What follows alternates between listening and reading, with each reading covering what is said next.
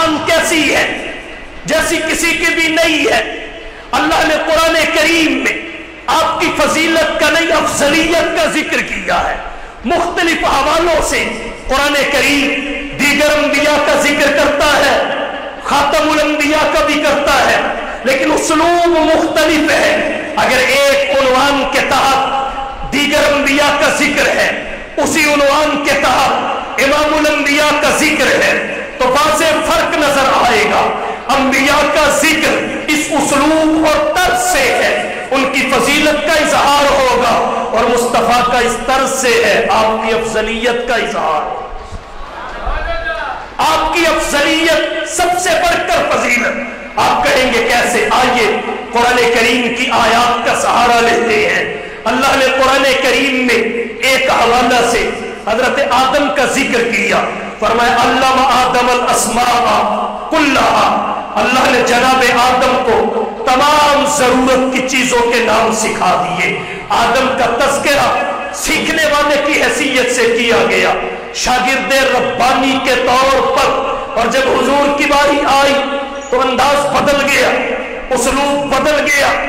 اللہ نے جس انداز سے ذکر آدم کا کیا ان کی فضیلت ثابت ہوئی, اور جس اسلوب سے مصطفیٰ کا ذکر کیا آپ کی افضلیت ثابت ہوئی.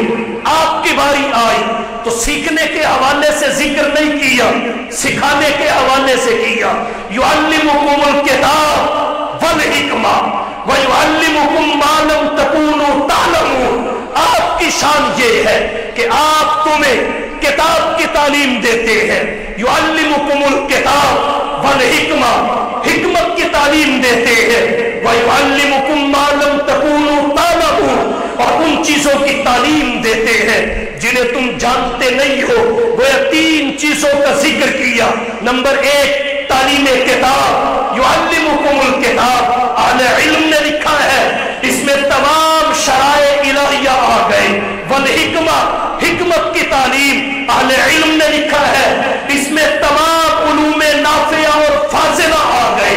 اور ایک فکرہ آگے بولا, وَيُعَلِّمُكُمْ مَا لَمْ تَكُونُوا تَعْلَمُونَ. اس میں وہ تمام اسرار و غوامض آ گئے کہ آپ کی بعثت سے پہلے جن سے مادی کائنات کے کان نا آشنا تھے اور متمدن دنیا کے قلوب بے بہرا تھے, محمد مصطفیٰ آئے تو کائنات کی وہاں تک رسائی ہوئی جو فلسفیوں سے کھل نہ سکا, جو فلسفیوں سے کھل نہ سکا اور نکتہ باروں سے حل نہ ہوا. وہ راز بتایا کملی والے نے چند ایک اشاروں. یعلمکم الکتاب والحکمہ ویعلمکم ما لم تکونوا تعلمون. کیا کہیے؟ حضرت آدم کا قرآن نے ذکر کیا. فرمایا نسی آدم, آدم بھول گئے. اور حضور کی افضلیت دیکھیے, سنقرئک فلا تنسى. حبیب آپ کو ایسا پڑھائیں گے دنیا ادھر سے ادھر ہو سکتی ہے لیکن آپ بھول نہیں پائیں گے. حضرت آدم کی تعظیم کے اظہار کا موقع آیا تو اللہ نے فرشتوں کو حکم دے دیا, اسجدوا لآدم, آدم کو سجدہ کرو. فرشتوں نے سجدہ کیا. یہ تعظیم آدم کا اظہار تھا, لیکن حضور کی تعظیم کے اظہار کا موقع آیا. عنوان ایک ہے, پیرایا ایک ہے, اسلوب مختلف ہے. اللہ نے ادھر آپ کی تعظیم کے اظہار کے لیے کیا کیا؟ فرمایا ان اللہ وملائکتہ یصلون علی النبی.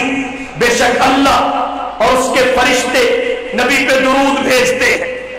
ان اللہ وملائکتہ یصلون علی النبی یا ایھا الذین آمنوا صلوا علیہ وسلموا تسلیما.